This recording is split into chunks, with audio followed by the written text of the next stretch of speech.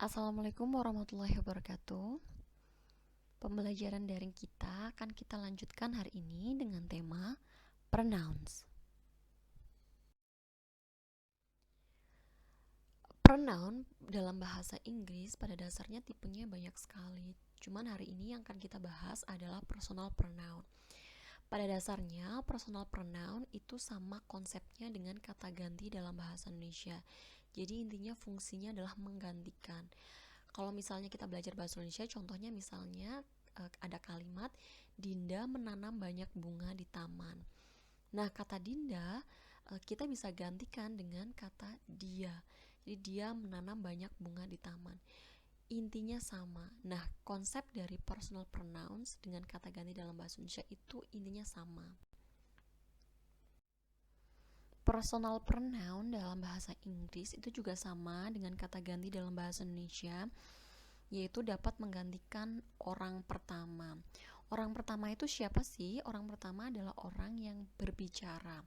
Misalnya kalau dalam bahasa Indonesia kita kenal dengan kata saya, kita yang berbicara, atau misalnya aku, kita gitu. Nah, kemudian personal pronoun juga dapat menggantikan orang kedua, yaitu orang yang kita ajak bicara. Misalnya kalau dalam bahasa Indonesia kita ada Anda, kamu gitu ya. Kemudian selain itu personal pronoun juga dapat menggantikan orang ketiga, yaitu orang yang dibicarakan oleh orang pertama dan orang kedua. Contohnya misalnya kalau dalam bahasa Indonesia ada dia, mereka. Namun personal pronouns dalam bahasa Inggris itu tidak sesimpel ini. Ada beberapa perbedaan dalam bahasa Inggris. Nah, perbedaan personal pronoun dalam bahasa Inggris ini yang biasanya banyak menyulitkan pembelajar bahasa Inggris dalam belajar pronouns. Karena personal pronoun dalam bahasa Inggris itu dibedakan menjadi beberapa. Yang pertama ada subjective pronoun, yang kedua ada objective pronoun, yang ketiga ada possessive pronoun. Nah, nanti kita akan membahas satu persatu dari masing-masing pronoun ini. Yang pertama akan saya jelaskan adalah subjective pronoun. Nah, subjective pronoun berdasarkan katanya yaitu subjektif, otomatis dia pronouns yang berfungsi sebagai kata ganti untuk menggantikan subjek. Nah, kalau ingin tahu gampangnya ya biasanya letaknya sebelum verb. Jadi biasanya letaknya ketika satu kalimat ada verb, biasanya letaknya sebelum verb. Nah, nanti akan kita bahas adalah doernya siapa. First person, second person, dan third person. Orang pertama, orang kedua, dan orang ketiga. Nah, nanti ternyata subjective pronoun itu juga dibagi menjadi kira-kira orangnya berapa, sendirian atau singular atau plural lebih dari satu. Kita sudah bahas minggu lalu ya tentang singular dan plural, sehingga di sini saya hanya akan menjelaskan langsung. Nah, sekarang kita akan bahas subjective pronoun yang doernya adalah orang pertama atau first person yang singular terlebih dahulu, yaitu ada kata I. Nah, ini sering sekali dipakai. I am beautiful misalnya, dan lain sebagainya. Nah, contoh kalimatnya adalah misalnya I plant the trees. Nah, kalau ditranslate secara langsung ke dalam bahasa Indonesia itu biasanya ditranslate-nya menjadi saya. I plant the trees menjadi saya menanam pohon. Nah, ini sama persis dengan bahasa Indonesia. Jadi dalam bahasa Indonesia itu ada kata saya, dalam bahasa Inggris ada kata I. Nah, bagaimana kalau dalam first person atau orang pertama tapi plural itu ada kata we, atau dalam bahasa Indonesia disebut dengan kita gitu ya. We plant the trees, kita menanam pohon. Jadi dalam bahasa Indonesia ada kata kita translate dalam bahasa Inggris ada kata we. Nah, ini masih sama persis ya dalam bahasa Indonesia dan bahasa Inggris, sehingga ini yang mungkin memudahkan orang Indonesia untuk langsung bisa tahu katanya apa. Nah, bagaimana dengan second person? Dalam bahasa Inggris second person singular itu ada kata you. Orang kedua singular ada kata you. Jadi orang yang kita ajak bicara biasanya kita menggunakan kata you. You plant the trees. Kamu menanam pohon. Jadi you itu orang yang kita ajak bicara. Kamu menanam pohon. Itu dapat kita translate seperti itu. Tapi ternyata kata you itu tidak hanya digunakan untuk singular saja, tetapi juga dapat digunakan untuk kalimat plural. Kok bisa ya? Nah, contohnya seperti ini. You plant the trees. Kalian menanam pohon. Jadi you itu bisa singular, bisa juga plural. Misalnya you all are my students. Jadi kalian semua adalah murid saya. Itu bisa seperti itu. Jadi you itu bisa singular, bisa plural, tergantung kalimatnya, dan tidak ada perbedaan menulisnya. Jadi sama persis seperti itu. Nah, ini yang agak sedikit berbeda dengan bahasa Indonesia adalah di bagian third person. Third person terutama yang singular. Nah, orang ketiga yang singular biasanya dalam bahasa Indonesia orang ketiga yang subjective pronoun yang singular biasanya kita menggunakan kata dia. Tapi dalam bahasa Inggris third person ada kata he. He di sini artinya dia, tetapi dianya adalah dia laki-laki. Jadi he plant the trees, dia menanam pohon. Kalau kata gantinya adalah he, otomatis pasti yang menanam pohon adalah laki-laki. Nah, bagaimana dengan perempuan? Jadi kalau subjective pronoun third person yang perempuan yaitu pakai kata she. She plants the trees. Dia menanam pohon. Ya, sama-sama dia. Jadi dia menanam pohon, dia menanam pohon. Kalau dalam bahasa Indonesia itu sama-sama dia.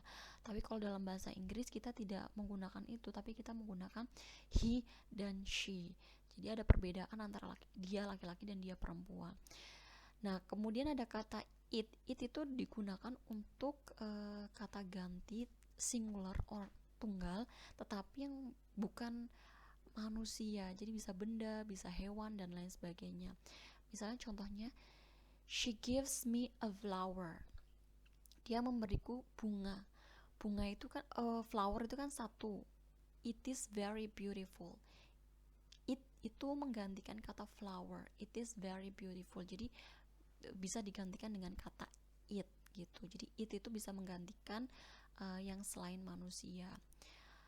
Nah, kemudian ada juga third person atau orang ketiga yang plural, yaitu menggunakan kata they. Nah, ini sama dengan bahasa Indonesia, sama-sama menggunakan they atau mereka gitu ya. They plant the trees misalnya, contohnya mereka menanam pohon. Tetapi they ini juga bisa digunakan tidak hanya untuk menunjuk manusia gitu. They plant the trees kan maksudnya mereka menanam pohon. Misalnya beberapa orang pekerja di hutan itu menanam pohon misalnya gitu. Tetapi they juga bisa digunakan untuk merujuk yang bukan manusia. Misalnya, I love those flowers. Those flowers, bunga-bunga itu. Saya suka bunga-bunga itu. Nah, bunga-bunga itu kan banyak. They are very beautiful. Jadi mereka sangat cantik. Jadi they itu juga bisa merujuk pada benda yang lebih dari satu, sehingga they itu tidak hanya digunakan untuk manusia saja, tapi juga untuk benda yang plural. Nah, yang kedua yang akan saya jelaskan adalah objective pronoun. Berdasarkan katanya sama juga, objektif itu berarti pronoun yang fungsinya sebagai kata ganti untuk menggantikan objek. Nah, biasanya letaknya setelah verb. Kalau tadi sebelum verb atau sebelum kata kerja, nah ini objektif itu setelah kata kerja. Nah, ini objektif pronoun ini sangat berbeda sekali dalam bahasa Indonesia. Jadi dalam bahasa Indonesia itu tidak mengenal objektif pronoun, sehingga ini banyak yang menyulitkan pembelajar bahasa Inggris dalam belajar pronoun. Sehingga harus mencermati objective pronoun ini baik-baik karena kadang-kadang suka lupa. Nah, yang pertama sama seperti tadi, doer-nya siapa? Doer itu berarti adalah pelakunya siapa? First person, second person, atau third person, orang pertama, orang kedua, atau orang ketiga. Nah, kemudian nanti di objective pronouns itu pasti akan ada singular dan plural. Nah, sekarang kita akan mulai dulu dari first person atau orang pertama yang bentuknya singular. Objective pronoun first person yang singular yaitu ada kata me. Me itu maknanya sama-sama saya. Misalnya contohnya dari kalimat ini. Tina gives me a flower. Tina memberi saya bunga.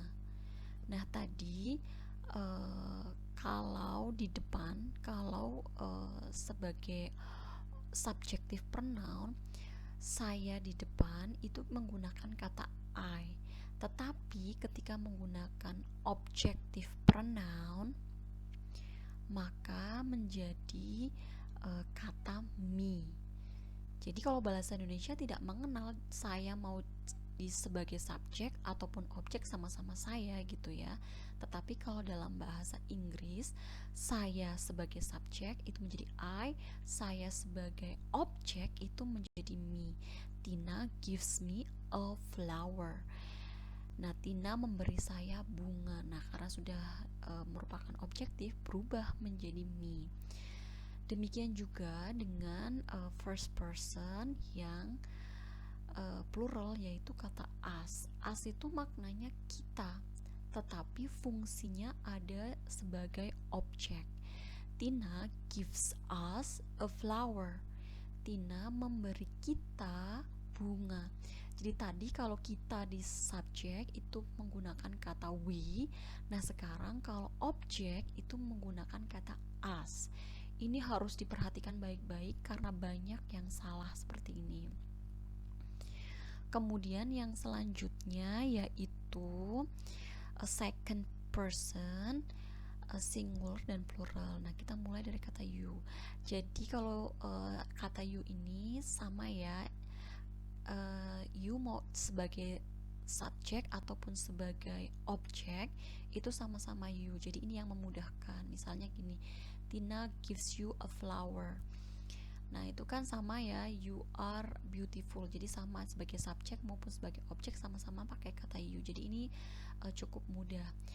Nah, Tina gives you flower, Tina memberi kamu bunga. Itu sama-sama you. Jadi ini cukup mudah. Demikian juga dengan plural. Tina gives you a flower. Tina memberi kalian bunga. Ingat ya, tadi you itu bisa digunakan untuk singular maupun plural gitu ya. Kemudian yaitu kita menuju ke third person. Third person ini yang singular itu juga berbeda. Misalnya contohnya adalah him. Tadi kalau subjektif itu kita menggunakan kata he. Nah, sekarang kalau objektif kita menggunakan kata him. Contohnya, Tina give him a flower. Tina memberi dia bunga. Tadi dia di depan di subjek itu menggunakan kata he, tapi ketika dia berubah menjadi objek, dia berubah menjadi him. Ini perlu diingat juga. Kemudian tadi kata she berubah menjadi her, yaitu Tina gives her a flower. Tina memberi dia bunga. Ingat ya, kalau him itu khusus untuk laki-laki, kalau her itu khusus untuk perempuan. Nah, kalau yang it ini sama mau di sebagai subjek ataupun sebagai objek sama-sama menggunakan it. Ini juga memudahkan. Dinda has a cat. She bought it 2 years ago. Jadi dia memiliki kucing. Kucingnya dia membeli it. It itu menggantikan kata cat sebagai objek, itu sama-sama it, sehingga ini memudahkan.